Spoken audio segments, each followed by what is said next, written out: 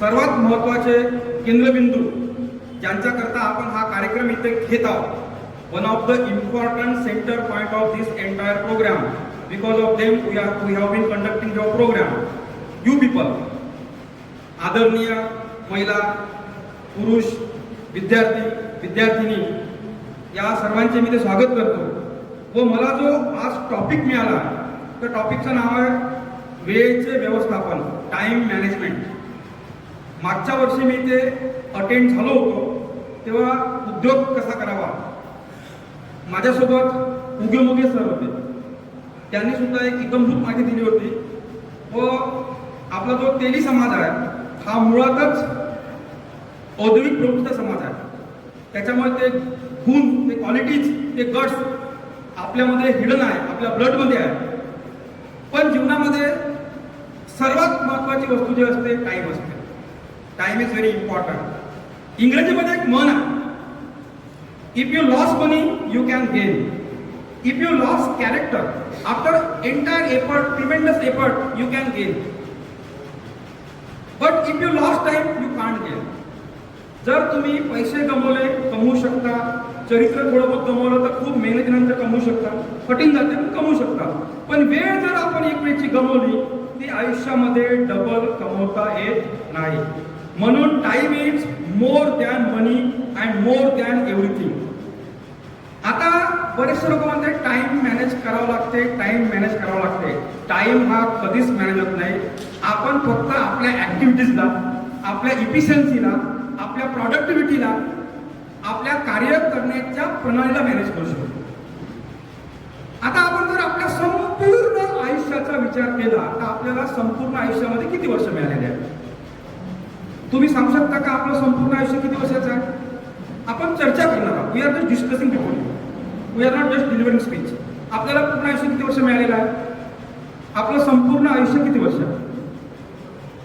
तुमच्या मनात असेल कोणी 60 वर्षाचं, कोणी 70 वर्ष, कोणी 80 वर्ष, कोणी 50 वर्ष, कोणी 40 वर्ष असं आयुष्य आहे. बरोबर आहे ना?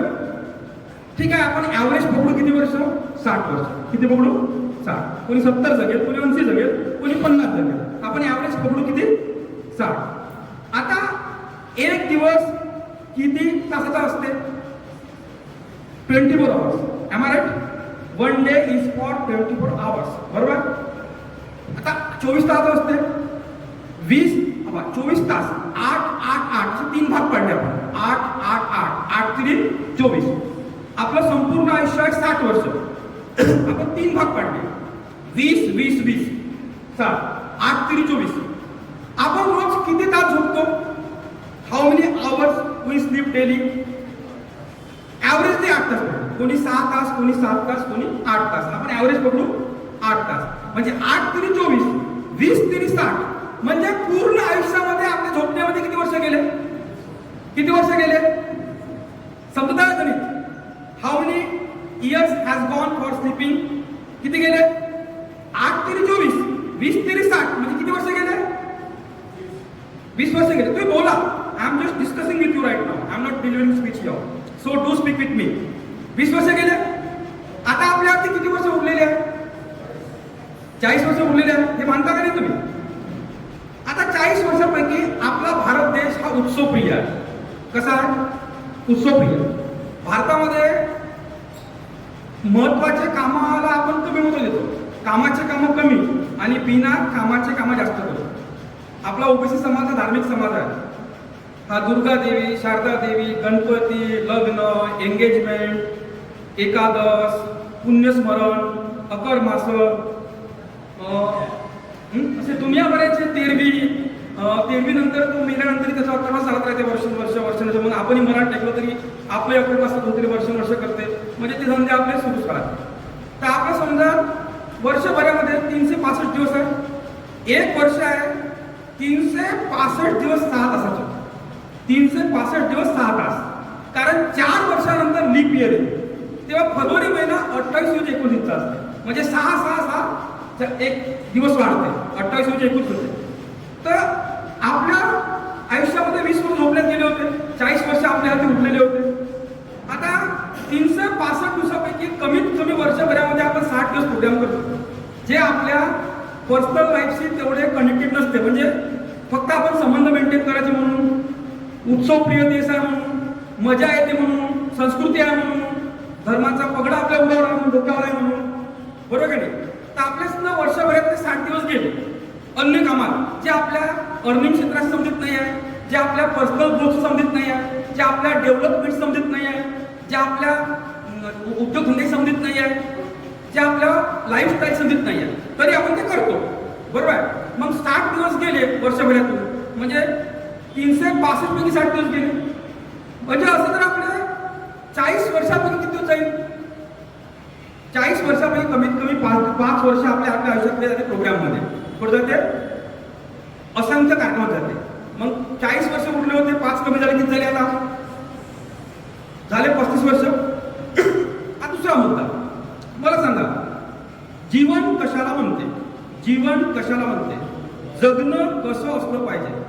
लाईफस्टाईल कशी असली पाहिजे? आपण कोणतं करिअर चूज केलं पाहिजे? आपण किती डॅशिंग जगलो पाहिजे? आपल्यामध्ये किती आत्मविश्वास पाहिजे? आपण कोणतं क्षेत्र निवडलं पाहिजे? आपण उद्योग कोणता केला पाहिजे? आपलं करिअर कुठे बनवलं पाहिजे? हे आपल्याला केव्हा समजते सांगा बरं? केव्हा समजते? कोणत्या वर्षी समजते?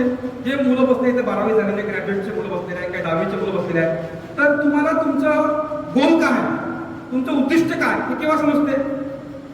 कोणत्या वर्षी तुम्हाला कळते उद्दिष्टाबद्दल, भविष्याबद्दल? 8वी 9वी पर्यंत कळत नाही.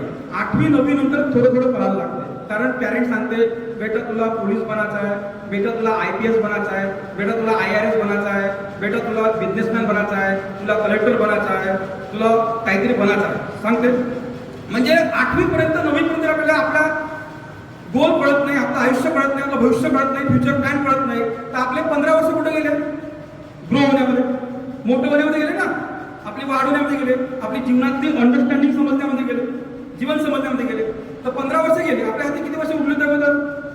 35 उरले होते. 20 झोपण्यात गेले होते, 5 कार्यक्रमात गेले होते, 35 उरले होते. आता हे 15 गेले. आता किती उरले? 20 वर्ष उरले. जर तुम्ही आपला जर इफिशियंट टाइम जर काढला, आपला जर वर्कलोडचा टाइम जर काढला, रिअल जीवनाचा टाइम काढला, तिथं आपण काहीतरी करतो, आपलं नाव गाव उद्दिष्ट घडवतो, आपली पोझिशन तयार करतो, आपलं स्टेटस तयार करतो, आपलं कॅलिबर तयार करतो, लोक आपल्याला रिस्पेक्ट द्यायला लागते, आपलं एक स्टेटस तयार होते, तर जीवनामध्ये असे 20 वर्ष मिळते. किती वर्ष मिळते? त्याला म्हणजे efficient time work, efficient time जो मिळते ना, तो मिळते. आता मुद्दा हा आहे की जगामध्ये सर्व लोक जगत आहेत, आपणही जगत आहोत. प्रत्येकाची 5 फूट 6 इंच उंची आहे, कोणाची 8 इंच उंची आहे, कोणाची 10 इंच उंची आहे, कोणी 6 फूट आहे, कोणी 6.25 फूट आहे, कोणी 5 फूट आहे.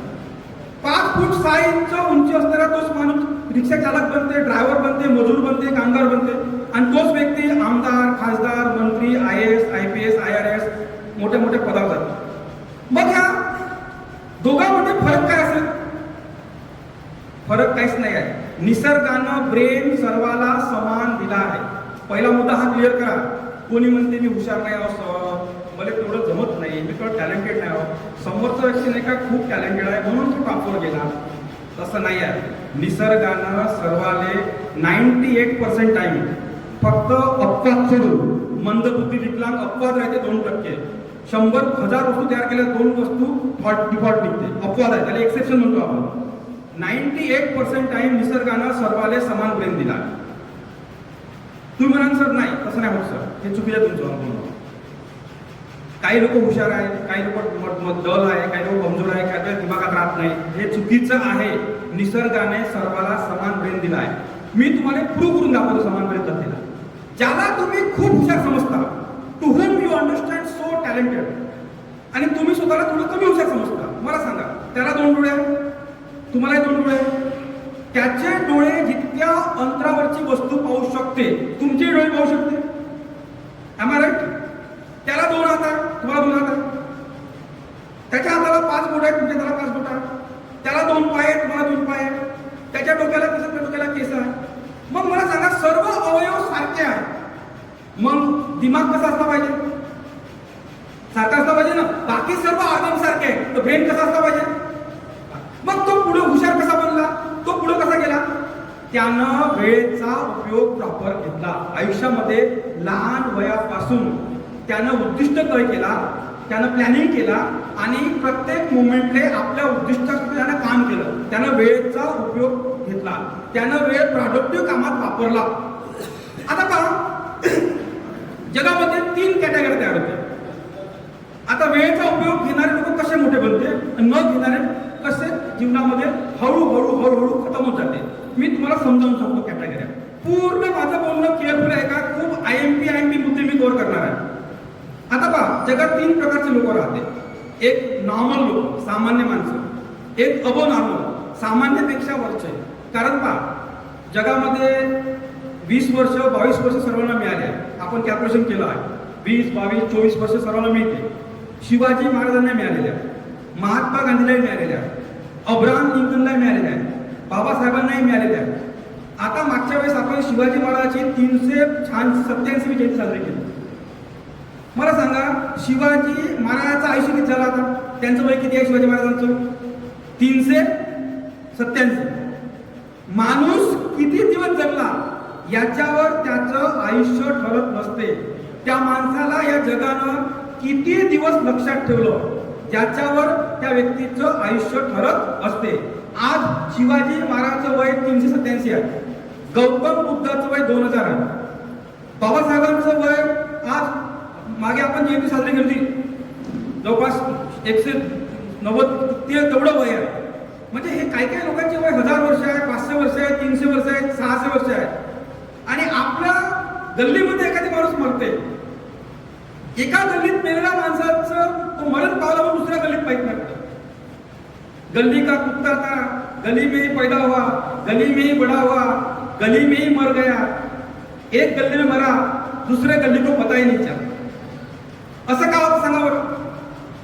कारण हे जे लोक यायनं जे महान काम केलं आहे, यायनं जीवनामध्ये आपल्या आयुष्यामध्ये एक minute as a mission, as a object, as a उद्दिष्ट वापरलेलं आहे.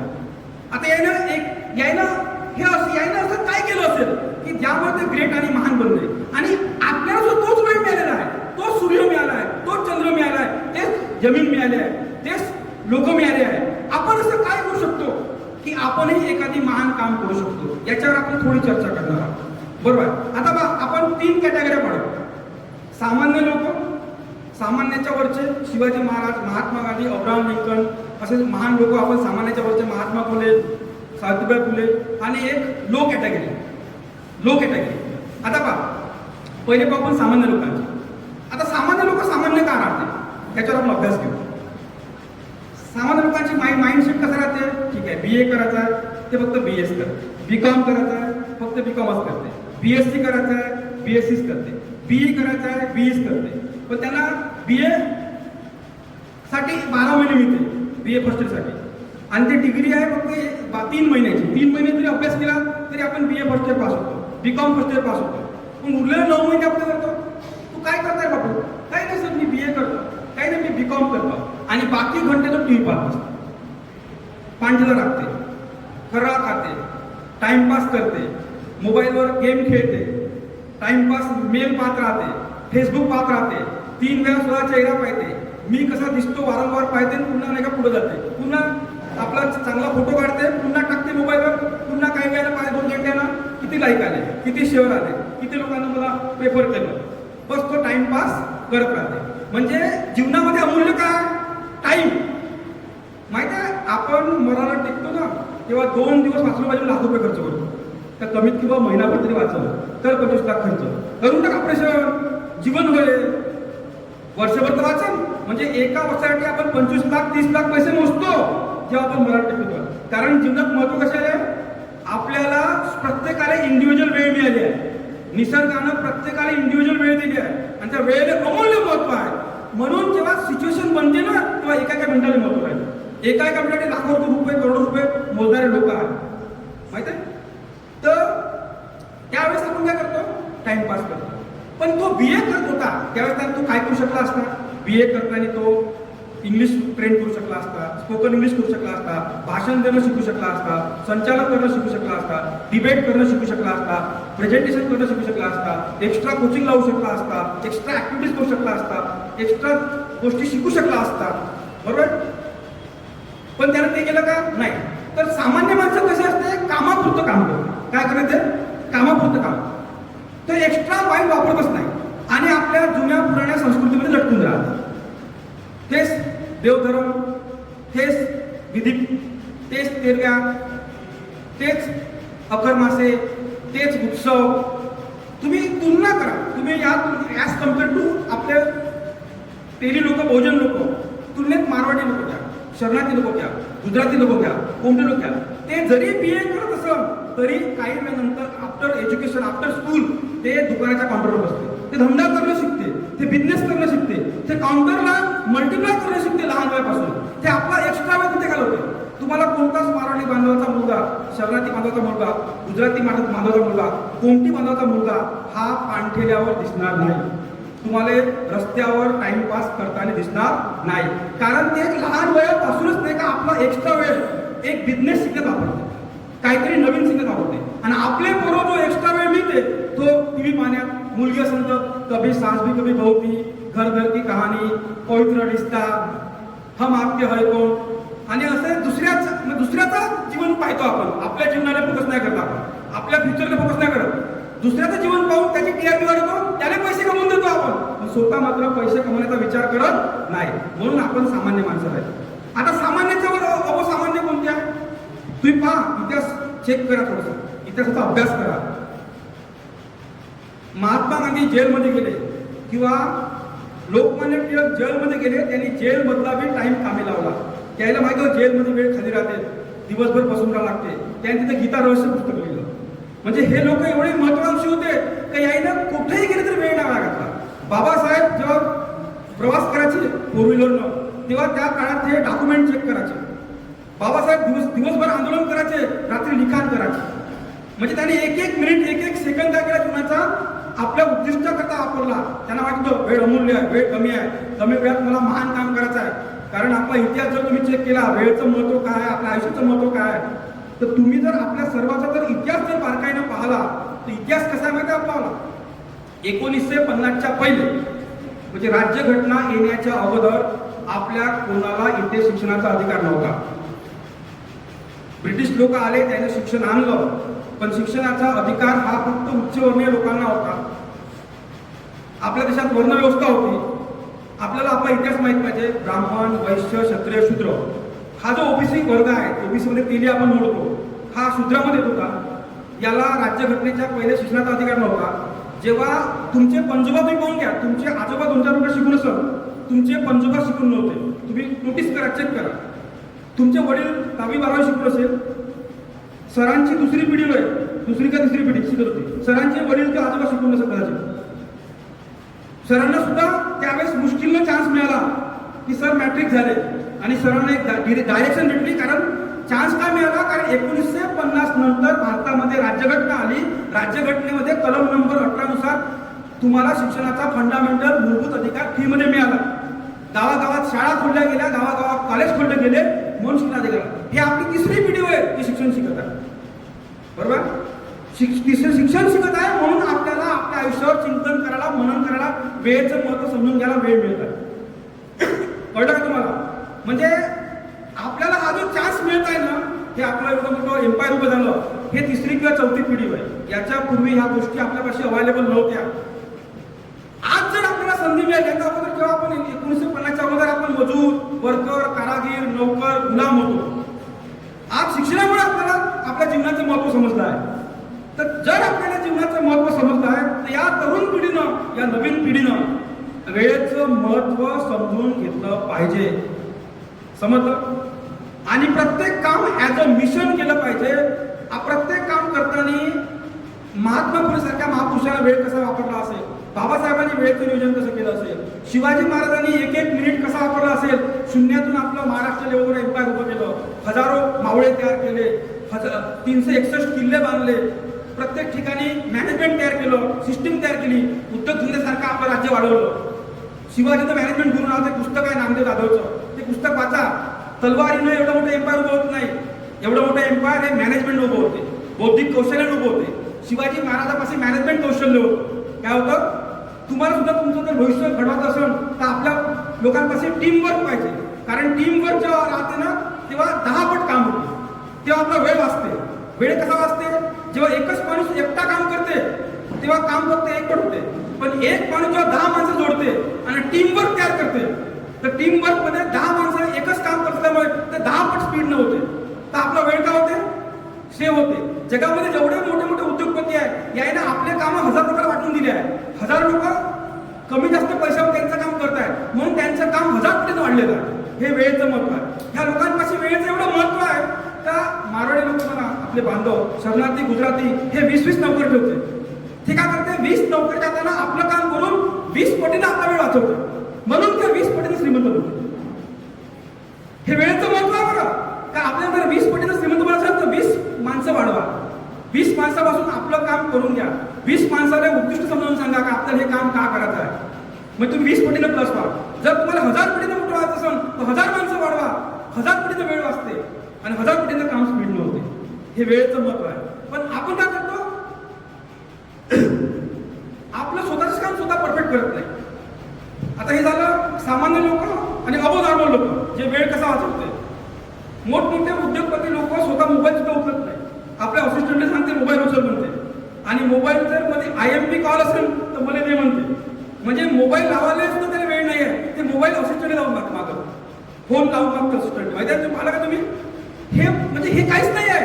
हे वेळ कसा वाचवायचा, हाऊ टू सेव्ह टाइम, या माइंडसेटने ते लोक काम करतो. आता हे झालं 2 कॅटेगरी.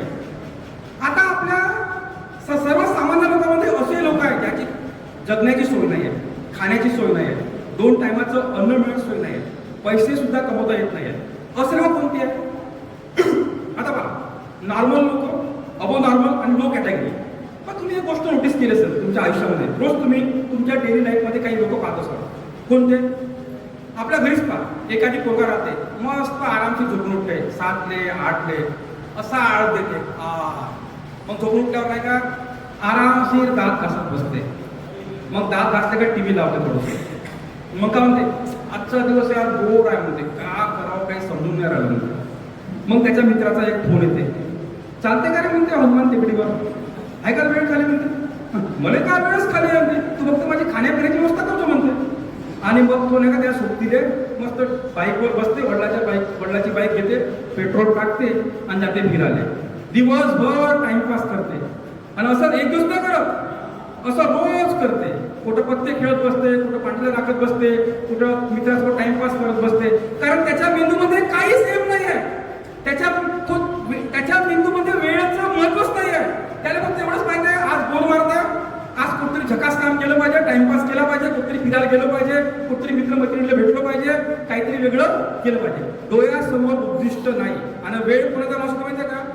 जिस इंसान के पास जीवन जीने के लिए अपना खुद का उद्दिष्ट नहीं होता उसको टाइम का महत्व कभी नहीं समजता है. टाइमाचं महत्व त्याला समजते ज्याच्यापाशी आयुष्याचं उद्दिष्ट आहे.